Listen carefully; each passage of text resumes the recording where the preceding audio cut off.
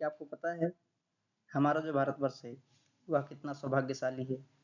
यहाँ पे हर 2 महीने में मौसम परिवर्तन होता है जिसे हम ऋतु परिवर्तन भी कहते हैं। आयुर्वेद के आचार्यों ने ऐसा बताया है कि मौसम के परिवर्तन के अनुसार ही ऋतु में परिवर्तन और ऋतु परिवर्तन की वजह से शरीर में परिवर्तन देखने को मिलता है।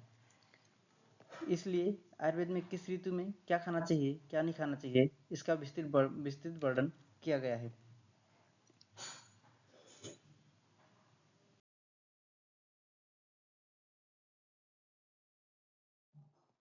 आयुर्वेद में 6 ऋतुओं का वर्णन हुआ है, जो है शिशिर, बसंत, ग्रीष्म, वर्षा, शरद एवं हेमंत।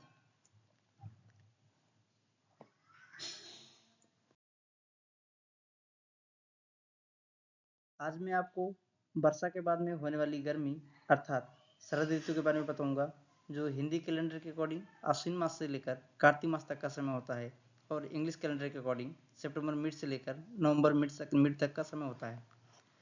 शरद ऋतु को पित्त प्रकोपक ऋतु कहा गया है। होता क्या है कि वर्षा ऋतु में जब बारिश होती है तो उस समय हमारा शरीर शीत सातम्य हो जाता है। फिर अचानक से जब शरद ऋतु में गर्मी बढ़ने लग जाती है तो उस गर्मी की वजह से हमारे शरीर में जो पित्त का संचय हुआ था वह प्रकोपित हो जाता है और पित्तज व्याधि शरीर में होने लग जाती है।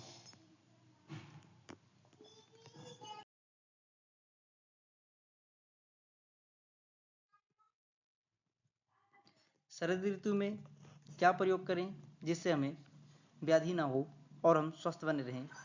आइए देखते हैं वो क्या क्या चीज़ें हैं जिसे हमें खाना चाहिए।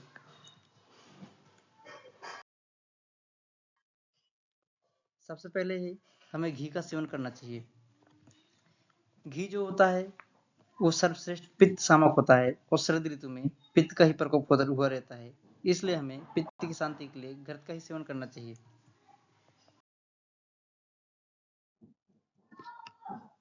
हमें साली चावल का सेवन करना चाहिए, गेहूं का आटा का सेवन करना चाहिए, गुड़ का सेवन करना चाहिए। आंवला का सेवन कर सकते हैं, आंवला के मुरब्बा खा सकते हैं, आंवला का अचार खा सकते हैं। अंगूर का सेवन कर सकते हैं, मुनक्का का सेवन कर सकते हैं।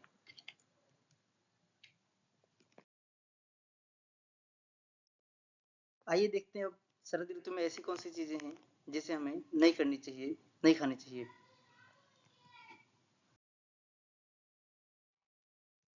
सबसे पहले है कि शरद ऋतु में हमें तेज धूप में बाहर नहीं जाना चाहिए या तेज धूप का सेवन नहीं करना चाहिए। अगर बाहर जाना ही पड़ जाए तो हमें अपने शरीर को अच्छे से ढक के ही बाहर जाना चाहिए, अन्यथा नहीं जाना चाहिए। बहुत ज़्यादा तली भुनी चीज़ें, मछली या जिसमें बहुत ज़्यादा फैट हो, उसका सेवन हमें नहीं करना चाहिए। हमें दही का सेवन नहीं करना चाहिए। दिन में नहीं सोना चाहिए। होता क्या है कि हाँ, शरद ऋतु में हमारा जो डाइजेस्टिफायर है ऑलरेडी बहुत वीक हुआ रहता है। उसमें भी अगर हम दिन में सोने लग जाएंगे तो डाइजेस्टिफायर और भी ज़्यादा वीक हो जाएगा और हमें हल्का सा हल्का भोजन पचाने में दिक्कत होगी, कठिनाई होगी, जिससे हमें एसिडिटी, गैस आदि की समस्या हो सकती है। शरद ऋतु में बताए गए आहार विहार का पालन न करने से हमें किस प्रकार की बीमारी हो सकती है, आइए देखते हैं। तो वो है, सबसे पहले बुखार आ सकता है। बुखार कैसा भी हो सकता है, हाई ग्रेड हो सकता है, लो ग्रेड का हो सकता है। हमारी नाक से ब्लीडिंग हो सकती है जिसे हम एपिस्टेक्सिस कहते हैं। हमें त्वचा विकार हो सकते हैं, जैसे दाद हो सकता है, खुजली हो सकती है, फोड़े फुंसे हो सकते हैं, या पहले से ही कोई स्किन में दिक्कत है तो वह इस ऋतु में और भी ज़्यादा बढ़ जाता है। आंखों में इन्फेक्शन हो सकता है जिसे हम कंजक्टिवाइटिस कहते हैं। एसिडिटी की समस्या हो सकती है जैसे पेट में जलन, छाती में जलन, सीने में जलन। हमारे प्रोक्टेटिस की समस्या हो सकती है।